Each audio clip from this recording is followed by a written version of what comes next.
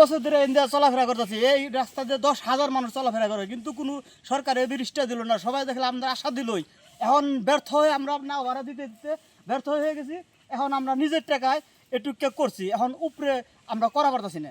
এবার দুইটা, একটা মাদ্রাসা, একটা প্রাইমারি স্কুল, ওপার দুইটা মাদ্রাসা, একটা প্রাইমারি স্কুল। এখানে সকাল 8টা থেকে পারাপার হয়, রাত্রি দিন সকাল সবসময় ওই তারা সীমায় রাইজিংয়ে মহিলা পুরুষ কাজকর্ম করে। এখানে প্রায় 10টি গ্রামের লোক যাতায়াত করে। বাথলি, কৃষ্ণাপুরা এই সমস্ত লোক এখানে পারাপার হয়। তার জন্য পোলাপান এরকম যাইতে যে নৌকা ডুইবা। আবার সকালবেলায় বারবার বাজার হয়, বাজারে এখানকার নিরীহ কৃষক, তারা গরিব কৃষক, তারা করে কি তরকারি নিয়ে বাজারে যায়, নৌকা ডুবে নষ্ট হয়ে যায়। পোলাপান অনেক সময় বই খাতা ভিজিয়ে ফেলায় নষ্ট করে।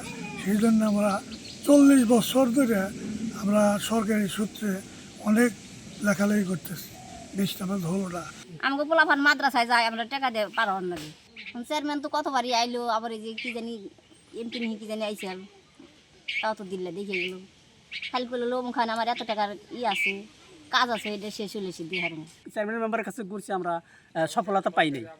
তো নিরাশ হয়ে আমরা নিজেরা এই কাজটা শুরু করছি। আমরা নিজেরা যা পার বালেছি তাই করতেছি। আমরা 15-20 বছর ঘুইরা অরণ হইয়া বিরক্তে নিজেরা যা পারছি তাই। আকিজের পানিতে, নাইজিং তারাসীমের পানিতে এত বিরক্ত হয়ে যায়, পানি মানে টয়লেটের পানির চেয়েও মানে ঘৃণার যোগ্য পানি হয়ে যায়। এটা যখন পানি কইমা যায় হয়ে যায়। এই জন্য পারে যে বাঁশ গেরা পুল দিব মানুষ, তাও দিয়ে পারে না। একবারে জীবনে গাবের পানির মতো শরীরে হয়ে যায়, খুব ব্যতিষ্ট হয়ে গেছে।